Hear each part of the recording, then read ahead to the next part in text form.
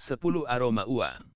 Pada 1519, Hernán Cortés dan pasukan penakluknya menginvasi Meksiko, yang hingga masa itu masih menjadi dunia manusia yang terisolasi. Aztec, demikian orang-orang yang hidup di sana menyebut diri mereka, segera tahu bahwa orang asing menunjukkan minat luar biasa pada logam kuning tertentu. Faktanya, mereka tampak tidak pernah berhenti membicarakannya.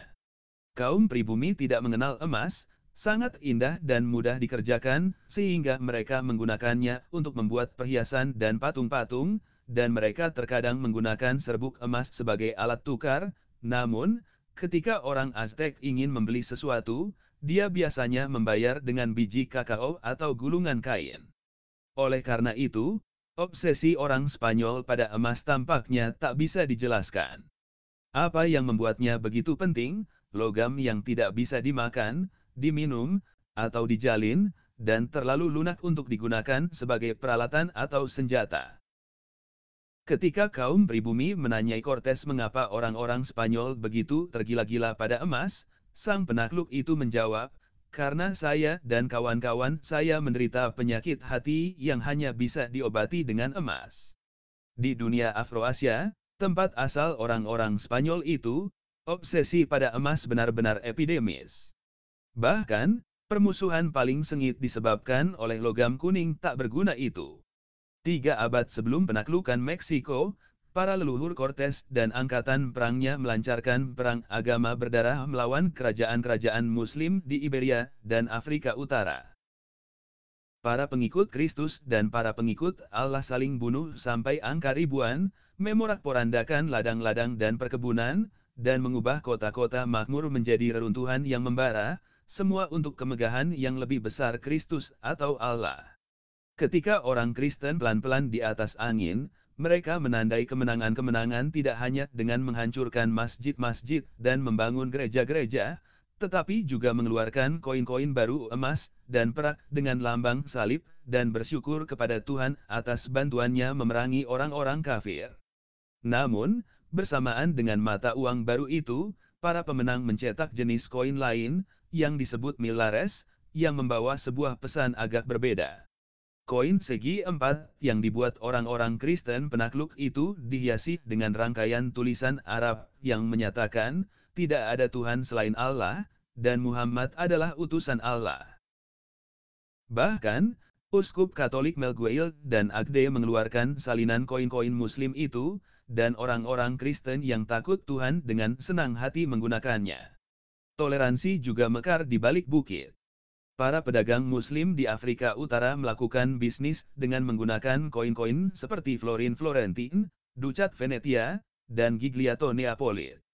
Bahkan, para penguasa Muslim yang menyerukan jihad melawan kaum kafir Kristen dengan senang menerima pajak dalam bentuk koin-koin yang memampangkan Kristus dan perawan Maria. Berapa harganya? Para pemburu penjelajah tak punya uang. Setiap kawanan berburu mengumpulkan dan membuat hampir semua yang dibutuhkan, mulai dari daging sampai obat, dari sandal sampai sihir. Bisa saja satu anggota kawanan punya keahlian untuk tugas yang berbeda dengan anggota lainnya, tetapi mereka berbagi makanan dan layanan dalam suatu model ekonomi gotong royong.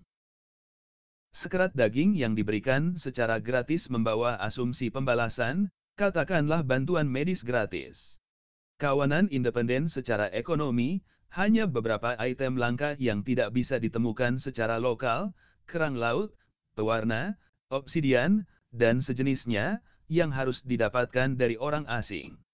Ini biasanya dilakukan dengan barter sederhana, kami akan beri Anda kerang-kerang laut yang cantik, dan Anda akan memberi kami batu berkualitas tinggi. Hal seperti ini tak banyak berubah sampai kedatangan revolusi agrikultur. Sebagian besar orang terus hidup dalam komunitas-komunitas kecil yang intim. Banyak kemiripan dengan kawanan pemburu penjelajah, setiap desa adalah kesatuan ekonomi yang mandiri, dipelihara dengan gotong royong plus sedikit barter dengan pihak luar. Seorang warga desa bisa memiliki keahlian ulung membuat sepatu, yang lainnya mahir melakukan perawatan kesehatan, sehingga para penduduk desa tahu kemana harus pergi ketika tak punya sepatu atau sakit. Namun, Desa-desa itu kecil dan ekonomi mereka terbatas sehingga tak mungkin ada pembuat sepatu atau dokter sebagai pekerja tetap.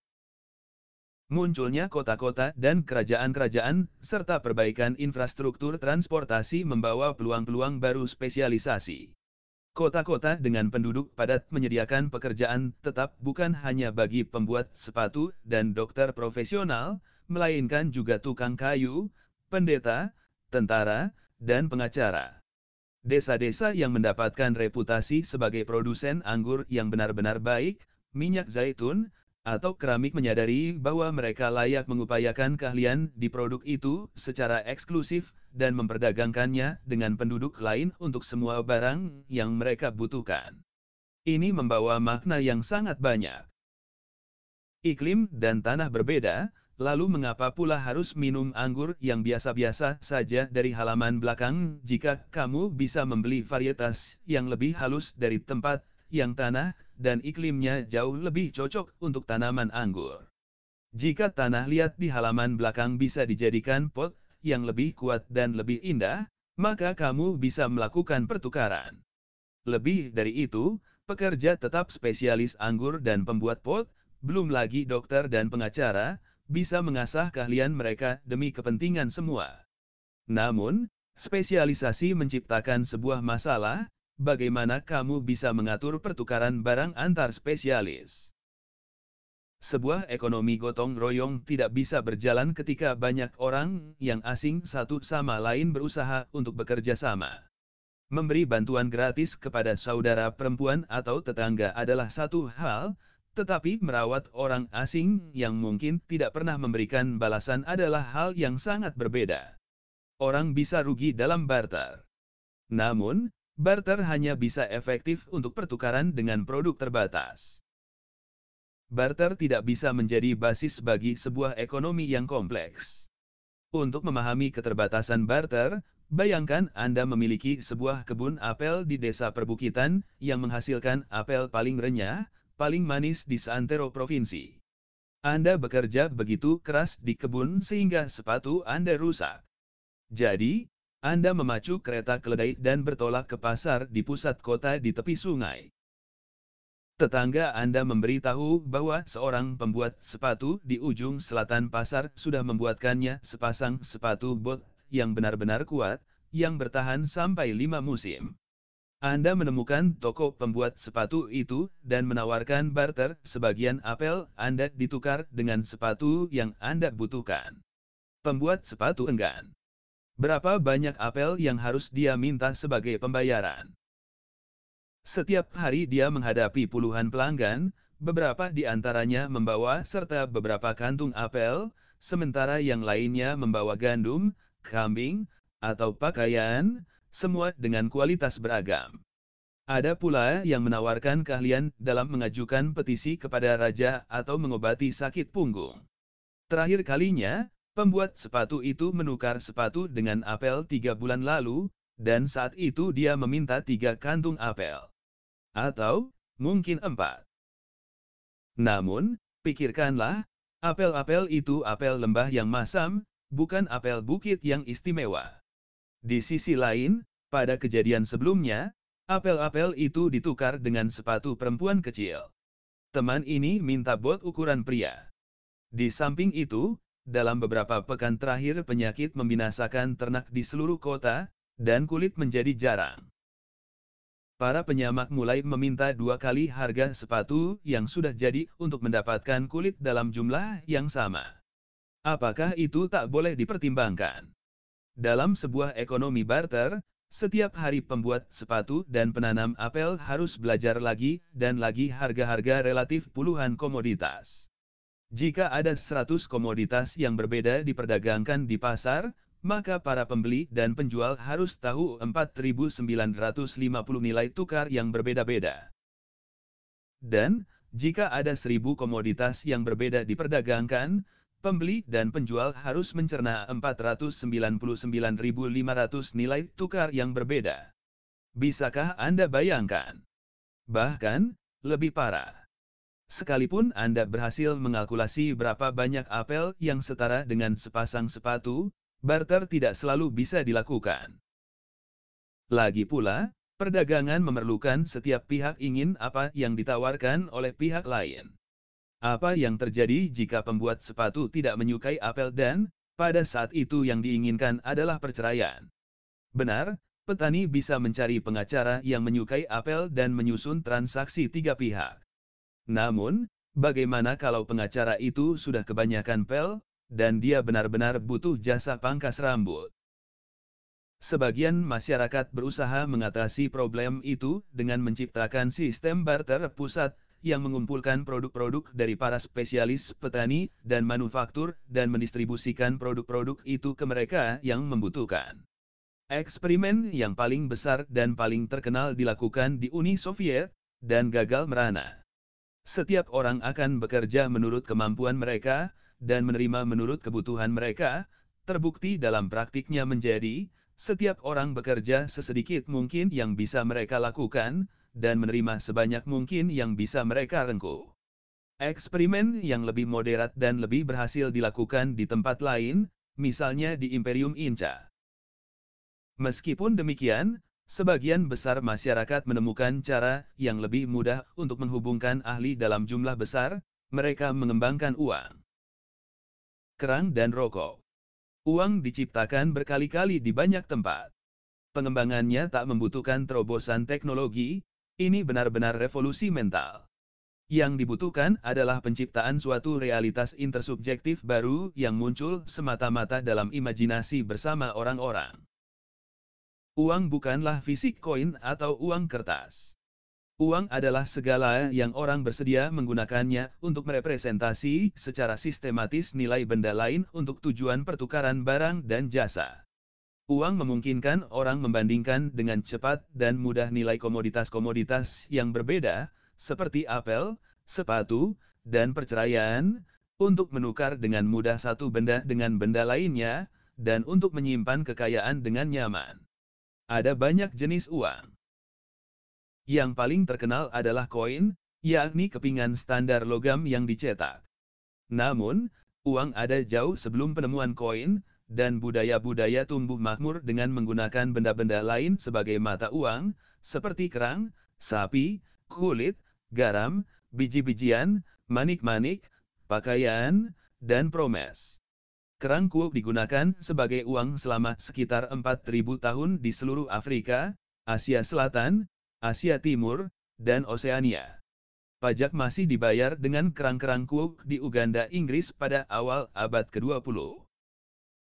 Di penjara-penjara dan kamp-kamp penahanan tawanan perang modern, rokok sering menjadi uang. Bahkan, para tahanan yang tidak merokok bersedia menerima rokok sebagai pembayaran, dan mengalkulasi nilai semua barang dan jasa lain dengan rokok. Satu orang yang selamat dari kamp Auschwitz menggambarkan mata uang rokok digunakan di kamp itu. Kami punya mata uang sendiri, yang nilainya tak dipertanyakan siapapun, rokok. Harga setiap benda dinyatakan dalam rokok. Pada masa normal, yakni ketika para kandidat penghuni kamar gas berdatangan dalam kecepatan normal, selembar roti berharga 12 rokok, satu paket margarin seberat 3 ons berharga 30 rokok, jam tangan berharga 80-200 rokok, seliter alkohol setara dengan 400 rokok. Faktanya, bahkan pada masa kini dan uang kertas adalah bentuk uang yang terhitung langka. Pada 2006, jumlah total uang di seluruh dunia adalah sekitar 473 triliun dolar, tetapi jumlah total koin dan uang kertas kurang dari 47 triliun dolar. Lebih dari 90% dari semua uang, lebih dari 400 triliun dolar muncul dalam bentuk rekening, hanya ada dalam server-server komputer. Demikian pula, transaksi-transaksi bisnis dieksekusi dengan memindahkan data elektronik dari satu file komputer ke file lain, tanpa pertukaran uang fisik. Hanya seorang kriminal yang membeli rumah, misalnya, dengan menenteng koper penuh uang kertas. Sepanjang orang bersedia mendagangkan barang dan jasa dengan pertukaran data elektronik, itu bahkan lebih baik ketimbang koin-koin mengilap atau uang-uang kertas yang masih kaku, lebih cerah, tidak lecek, dan lebih mudah dihitung. Agar sistem-sistem komersial yang kompleks bisa berjalan, keberadaan suatu jenis uang tertentu tak terelakkan. Seorang pembuat sepatu dalam ekonomi uang perlu tahu hanya harga yang diterakan, ada beragam sepatu, tak perlu menghafal nilai tukar antara sepatu dan apel atau kambing. Uang juga membebaskan para ahli apel dari kebutuhan mencari para pembuat sepatu yang sangat butuh apel karena setiap orang menginginkan uang. Inilah mungkin kualitasnya yang paling mendasar. Setiap orang menginginkan uang karena setiap orang lain juga selalu menginginkan uang, yang berarti Anda bisa menukar uang untuk apapun yang Anda inginkan atau butuhkan. Pembuat sepatu akan selalu senang menerima uang Anda karena tak peduli apapun yang dia inginkan, apel, kambing, atau perceraian, dia bisa mendapatkannya dengan uang. Oleh karena itu, uang adalah medium universal pertukaran yang memungkinkan orang menukar hampir dengan hal apapun. Otot ditukar dengan otak ketika seorang tentara yang dipecat menggunakan dana tunjangan kemiliterannya untuk membiayai kuliah di sekolah tinggi. Tanah ditukar dengan kesetiaan ketika seorang baron menjual properti untuk menggaji para pelayannya. Kesehatan ditukar dengan keadilan ketika seorang dokter menggunakan upahnya untuk membayar seorang pengacara, atau menyuap hakim. Bahkan, dimungkinkan untuk menukar seks dengan penyelamatan, seperti prostitusi abad ke-15 yang memungkinkan pelacur tidur dengan pria demi uang, yang kemudian digunakan untuk membeli pengampunan dari gereja Katolik. Jenis-jenis ideal uang memungkinkan orang tidak semata-mata menukar satu benda dengan benda lain, tetapi juga menyimpan kekayaan. Banyak hal berharga yang tidak bisa disimpan, seperti waktu atau kecantikan. Beberapa benda hanya bisa disimpan untuk jangka waktu pendek, seperti stroberi. Benda lain lebih awet, tetapi perlu banyak ruang dan membutuhkan fasilitas dan perawatan mahal. Biji-bijian, misalnya, bisa disimpan selama bertahun-tahun, tetapi untuk melakukannya Anda perlu membangun gudang besar dan menjaganya dari tikus, jamur, air, kebakaran, dan pencuri. Uang, entah itu kertas atau bit komputer atau kerang kuok, mengatasi problem-problem ini. Kerang-kerang kuok tidak membusuk, tak mempan tikus, bisa tahan dari kebakaran, dan cukup ringkas untuk disimpan di tempat yang aman. Untuk bisa menggunakan kekayaan tidak cukup hanya dengan menyimpannya. Sering, ada keharusan untuk mengangkutnya dari satu tempat ke tempat lain. Sebagian bentuk kekayaan, seperti real estate, tidak bisa diangkut sama sekali. Komoditas-komoditas seperti gandum dan beras bisa diangkut dengan susah payah. Bayangkan seorang petani kaya yang hidup di sebuah wilayah tanpa uang, yang bermigrasi ke sebuah provinsi yang jauh. Kekayaannya berisi terutama rumah dan beras. Petani itu tidak bisa membawa serta rumah atau padinya. Dia mungkin menukarnya dengan bertonton beras, tetapi akan sangat memberatkan dan mahal untuk mengangkut berasnya. Uang mengatasi problem ini. Petani bisa menjual propertinya dengan satu sak kerang kuok, yang bisa dengan mudah dia bawa kemanapun pergi. Karena bisa menukar, menyimpan, dan mengangkut harta dengan mudah dan murah, maka uang memberi kontribusi bagi munculnya jaringan komersial yang kompleks, dan pasar-pasar yang dinamis. Tanpa uang, jaringan-jaringan komersial dan pasar hanya akan tetap dengan ukuran, kompleksitas, dan dinamikanya yang terbatas. Bagaimana cara kerja uang? Kerang-kerang kuok dan dolar hanya memiliki nilai dalam imajinasi bersama kita. Nilainya tidak inheren dalam struktur kimiawi kerang dan kertas, baik warna maupun bentuknya. Dengan kata lain, uang bukanlah realitas material, melainkan sebuah konstruk psikologis. Ia bekerja dengan mengubah materi menjadi pikiran. Namun, mengapa bisa berhasil? Mengapa orang bersedia menukar padi yang subur untuk segenggam kerang kuok yang tidak berharga? Mengapa Anda mau membolak-balik hamburger, menjual asuransi kesehatan, atau mengasuh 3 anak yang menjengkelkan demi beberapa lembar kertas berwarna? Orang bersedia melakukan hal semacam itu ketika mereka percaya pada omong kosong imajinasi kolektif mereka. Kepercayaan adalah bahan baku dari semua jenis uang yang dicetak. Ketika seorang petani kaya menjual harta bendanya untuk satu sak kerang kuok dan pergi membawanya ke provinsi lain, dia percaya bahwa sesampainya di tujuan, orang lain akan bersedia menjual kepadanya beras, rumah, dan ladang, ditukar dengan kerang-kerang itu. Dengan demikian, uang adalah sebuah sistem saling percaya, dan bukan sembarang sistem saling percaya. Uang adalah sistem saling percaya yang paling universal dan paling efisien yang pernah diciptakan.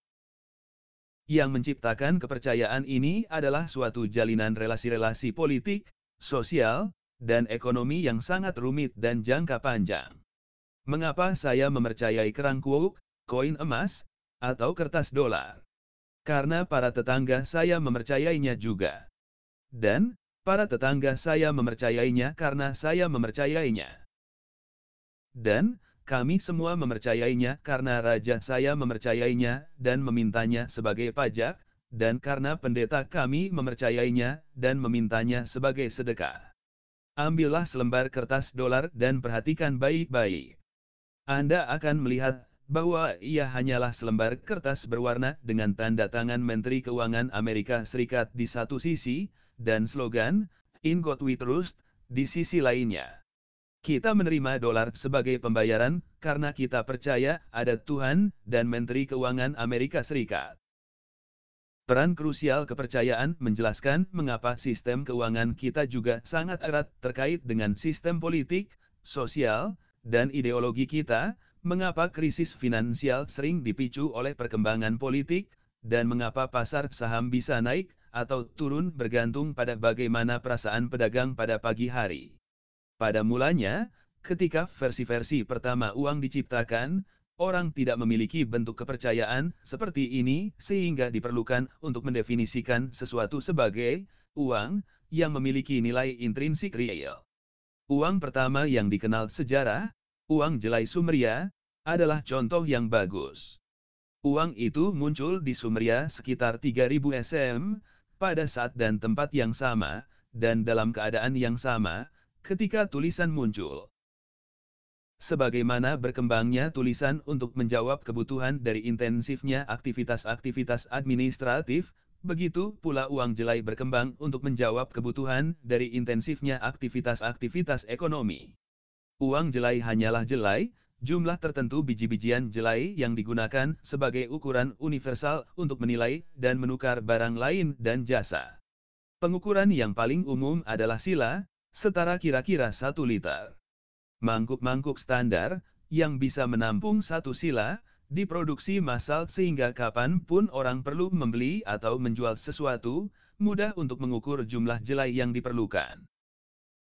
Gaji, juga, diatur dan dibayar dalam ukuran sila jelai. Seorang buruh laki-laki mendapatkan 60 sila sebulan, seorang buruh perempuan menerima 30 sila. Seorang mandor bisa menerima antara 1.200 sampai 5.000 sila. Seorang mandor yang paling rakus pun tidak mungkin bisa menghabiskan 5.000 liter jelai sebulan, tetapi dia bisa menggunakan sila-sila yang tidak dia makan untuk membeli semua jenis komoditas lain, minyak kambing, budak, dan makanan apapun selain jelai.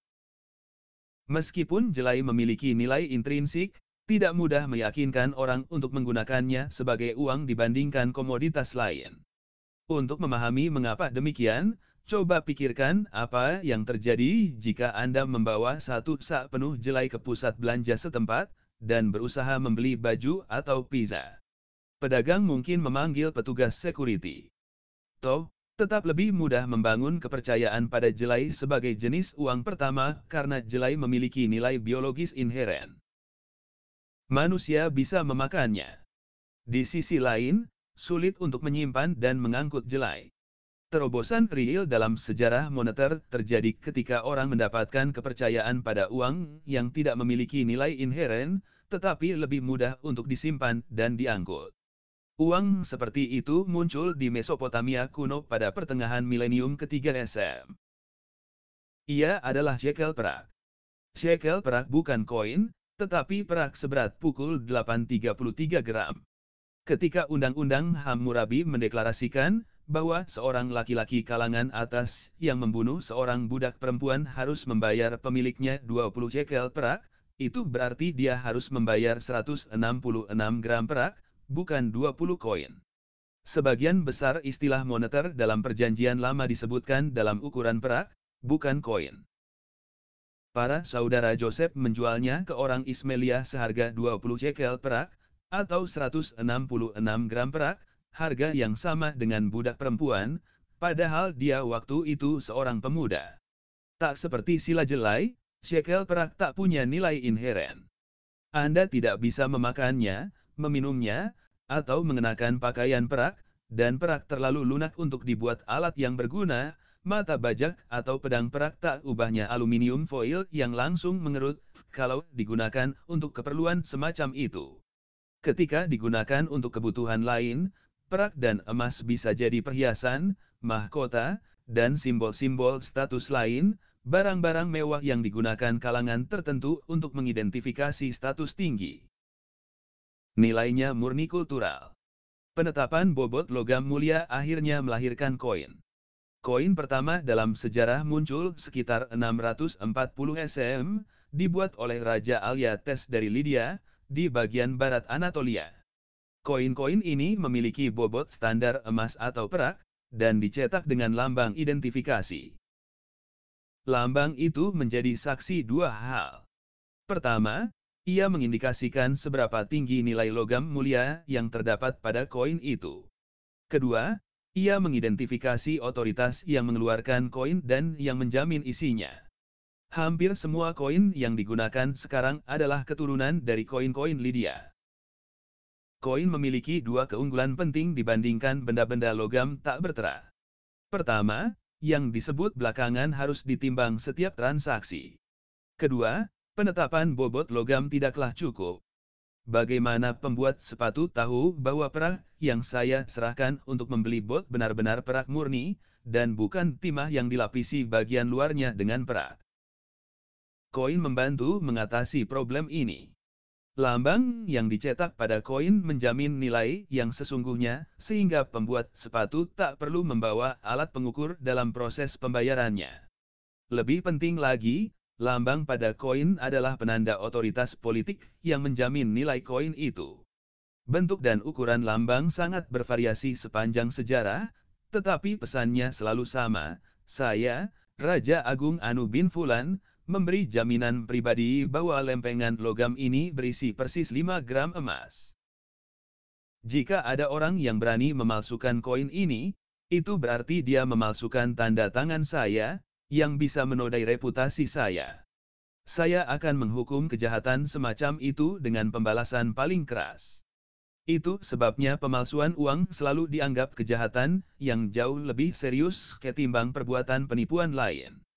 Pemalsuan bukan hanya menipu, ia melanggar kedaulatan, sebuah tindakan subversi melawan kekuasaan, hak-hak istimewa dan sosok raja. Istilah legalnya adalah lese-majesty, melanggar martabat, dan biasanya dihukum dengan penyiksaan dan hukuman mati. Sepanjang orang mempercayai kekuasaan dan integritas raja, mereka mempercayai koin-koinnya. Orang-orang yang benar-benar asing bisa dengan mudah menyetujui nilai satu koin denarius Romawi karena mereka mempercayai kekuasaan dan integritas Kaisar Romawi, yang nama dan gambarnya tertera di dalamnya. Pada gilirannya, kekuasaan Kaisar berada pada denarius. Bayangkan betapa sulitnya mempertahankan Imperium Romawi tanpa koin, jika Kaisar harus menaikkan pajak dan membayar gaji dengan jelai dan gandum. Tentu tidak mungkin mengumpulkan pajak jelai di Suriah, mengangkut dana-dana itu ke pusat perbendaharaan di Roma, dan mengangkutnya lagi ke Inggris untuk membayar legiun-legiun di sana. Betapa sama sulitnya mempertahankan imperium jika para penduduk Roma sendiri mempercayai koin emas, tetapi orang Gauls, Yunani, Mesir, dan Suriah menolak mempercayai itu, dan lebih mempercayai kerang-kerang kuok, manik-manik gading, atau lembar-lembar pakaian. Injil emas. Kepercayaan pada koin-koin Romawi begitu kuat, sehingga bahkan di luar batas-batas imperium orang-orang dengan senang menerima pembayaran dalam denarius. Pada abad pertama koin-koin Romawi diterima sebagai alat tukar di pasar-pasar India, sekalipun legiun terdekat Romawi berada ribuan kilometer dari sana. Orang India memiliki kepercayaan yang begitu kuat pada denarius dan citra kaisar, sehingga ketika penguasa setempat membuat koin sendiri, mereka meniru denarius, sampai ke potret kaisar Romawi. Nama, denarius, pun menjadi nama generik untuk koin. Para khalifah muslim mengarabkan nama itu dan mengeluarkan dinar. Dinar masih menjadi nama resmi mata uang di Yordania, Irak, Serbia, Makedonia, Tunisia, dan beberapa negara lain. Ketika model koin Lydia menyebar dari Mediterania sampai ke Samudra Hindia, Cina mengembangkan sistem moneter yang agak berbeda, berbasis koin-koin perunggu dan perak serta emas tak bertera. Meskipun demikian, kedua sistem moneter itu memiliki cukup banyak kesamaan, terutama kepercayaan pada emas dan perak, sehingga relasi moneter dan komersial yang erat terjalin antara zona Cina dan zona Lydia. Para pedagang serta penakluk Muslim dan Eropa pelan-pelan menyebarkan sistem Lydia dan Injil emas jauh ke sudut-sudut bumi. Sampai dengan era modern, seluruh dunia merupakan satu zona moneter tunggal, yang mula-mula bertumpu pada emas dan perak, kemudian pada beberapa mata uang terpercaya seperti pound Inggris dan dolar Amerika. Munculnya zona moneter tunggal transnasional dan transkultural ini meletakkan fondasi unifikasi Afroasia, dan akhir ke seluruh muka bumi, menjadi satu bidang tunggal ekonomi dan politik. Orang terus berbicara dengan bahasa yang saling tidak bisa dimengerti, mematuhi penguasa-penguasa yang berbeda dan menyembah Tuhan-Tuhan yang berbeda, tetapi semua mempercayai emas, perak, dan koin emas serta koin perak. Tanpa kesamaan kepercayaan ini, jaringan perdagangan global tentu tidak mungkin ada. Emas dan perak yang ditemukan pada abad ke-16 oleh para penakluk Spanyol di Amerika memungkinkan para pedagang Eropa membeli sutra, porselen, dan cabai di Asia Timur, sehingga menggerakkan roda-roda pertumbuhan ekonomi di Eropa maupun Asia Timur. Sebagian besar emas dan perak yang ditambang di Meksiko dan Andes ini menyelinap melalui jemari Eropa untuk menemukan rumahnya yang nyaman di dompet-dompet para pembuat sutra dan porselen Cina. Apa yang terjadi pada ekonomi global seandainya Cina tidak menderita penyakit hati yang sama yang mendera Cortes beserta rombongannya dan menolak menerima pembayaran dalam emas dan perak? Akan tetapi, mengapa orang Cina, India, Spanyol, dan kaum Muslim, yang kulturnya sangat berbeda, yang gagal menyepakati banyak hal, harus sama-sama mempercayai emas? Mengapa tidak terjadi bahwa orang Spanyol meyakini emas, sedangkan Muslim mempercayai jelai, orang India mempercayai kerang kuok, dan orang Cina meyakini lembaran sutra? Para ekonom sudah punya jawabannya. Begitu perdagangan menghubungkan dua wilayah, kekuatan penawaran dan permintaan cenderung menyetarakan harga barang-barang yang bisa diangkut. Untuk memahami mengapa bisa demikian, pikirkan sebuah kasus hipotesis. Asumsikan bahwa ketika perdagangan reguler terbuka antara India dan Mediterania, orang-orang India tidak tertarik pada emas sehingga nilainya hampir tidak ada. Namun, di Mediterania, emas adalah sebuah lambang status idaman, dan karena itu nilainya tinggi. Apa yang terjadi kemudian? Para pedagang antara India dan Mediterania akan melihat perbedaan dalam nilai emas. Untuk mendapatkan keuntungan, mereka membeli emas yang murah di India dan menjualnya dengan harga tinggi di Mediterania. Akibatnya, permintaan akan emas di India meroket, dan begitu juga nilainya. Pada saat yang sama Mediterania akan mengalami aliran emas, yang karena itu nilainya pun turun. Dalam waktu singkat nilai emas di India dan Mediterania akan setara. Hanya dengan fakta bahwa orang Mediterania mempercayai emas akan menyebabkan orang India mulai mempercayainya juga. Sekalipun bila emas tak ada gunanya yang real bagi orang India, fakta bahwa orang Mediterania menginginkannya saja sudah cukup untuk membuat orang India menghargainya. Demikian pula, fakta bahwa orang lain mempercayai kerang kuok, dolar, atau data elektronik, itu sudah cukup untuk memperkuat keyakinan kita padanya, sekalipun jika orang itu dibenci, diremehkan, atau diolok-olok oleh kita. Orang Kristen dan Muslim yang tidak bisa menyepakati keyakinan religius tetap bisa menyepakati keyakinan moneter karena walaupun agama meminta kita mempercayai sesuatu, uang meminta kita mempercayai sesuatu yang dipercayai orang lain. Selama ribuan tahun, para filsuf, pemikir, dan nabi mencela uang dan menyebutnya akar dari semua kejahatan. Boleh setuju boleh tidak, uang juga adalah puncak toleransi manusia. Uang lebih berpikiran terbuka ketimbang bahasa, hukum negara, norma budaya, keyakinan religius, dan kebiasaan-kebiasaan sosial. Uang adalah satu-satunya sistem kepercayaan yang diciptakan manusia yang bisa menjembatani hampir setiap jurang kultural, dan yang tidak mendiskriminasi berdasarkan agama, gender, ras, usia, atau orientasi seksual. Berkat uang, bahkan orang yang tidak saling kenal dan tidak saling percaya tetap bisa bekerja sama secara efektif. Harga uang. Uang didasarkan pada dua prinsip universal. A. Konvertibilitas universal. Dengan uang sebagai sebuah alkemis, Anda bisa mengubah tanah menjadi kesetiaan, keadilan menjadi kesehatan, dan kekerasan menjadi pengetahuan. B. Kepercayaan universal. Dengan uang sebagai perantara, setiap ada dua orang bisa bekerja pada proyek apapun. Prinsip-prinsip ini memungkinkan jutaan orang asing bekerja sama secara efektif dalam perdagangan dan industri. Namun, prinsip-prinsip yang tampak ramah ini memiliki sisi gelap. Ketika segalanya bisa dikonversi, dan ketika kepercayaan bergantung pada koin-koin anonim dan kerang-kerang kuok, ia mengeroposkan tradisi-tradisi, hubungan-hubungan intim, dan nilai-nilai lokal manusia, mengganti semua itu dengan hukum dingin penawaran dan permintaan. Komunitas-komunitas dan keluarga-keluarga manusia selalu didasarkan pada keyakinan hal-hal yang tak ternilaikan, seperti kehormatan, loyalitas, moralitas, dan cinta. Hal-hal ini berada di luar domain pasar, dan tak akan dibeli atau dijual dengan uang. Sekalipun pasar menawarkan harga yang bagus, hal-hal tertentu tak bisa dijual. Orang tua pasti tidak akan menjual anak mereka ke perbudakan, seorang pemeluk Kristen taat pasti tidak mau melakukan dosa besar, seorang kesatria yang loyal pasti tidak pernah mengkhianati tuannya, dan tanah-tanah leluhur suku tidak akan pernah dijual kepada orang asing. Uang selalu berusaha menerobos hambatan-hambatan ini, seperti air menyusup melalui celah-celah bendungan.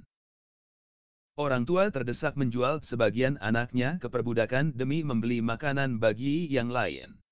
Pemeluk Kristen taat membunuh, mencuri, dan menipu, dan belakangan menggunakan hasilnya untuk membeli pengampunan dari gereja. Para kesatria ambisius melelang kesetiaannya pada penawar tertinggi, dengan tetap menjaga kesetiaan para pengikutnya dengan pembayaran uang. Tanah-tanah suku dijual ke orang asing dari sisi lain dunia dalam rangka membeli tiket masuk ke ekonomi global. Uang punya sisi yang lebih gelap lagi. Meskipun uang membangun kepercayaan universal di antara orang-orang yang asing satu sama lain, kepercayaan itu sesungguhnya diinvestasikan tidak pada manusia, masyarakat, atau nilai-nilai sakral, tetapi pada uang itu sendiri dan pada sistem impersonal yang menopangnya. Kita tidak mempercayai orang asing, atau tetangga sebelah rumah, kita mempercayai koin yang mereka pegang. Jika mereka kehabisan koin, kita kehabisan kepercayaan.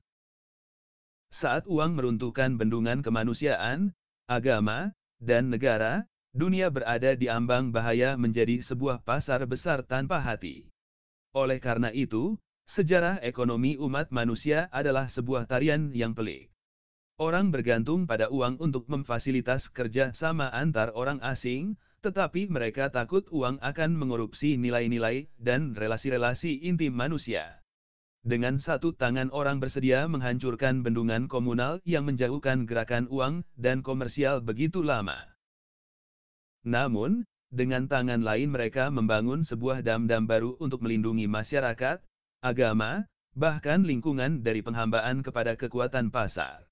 Kini lazim mempercayai bahwa pasar selalu menang, dan bahwa dam-dam yang didirikan oleh para raja, pendeta, dan masyarakat tidak bisa bertahan lama melawan gelombang uang. Ini naif.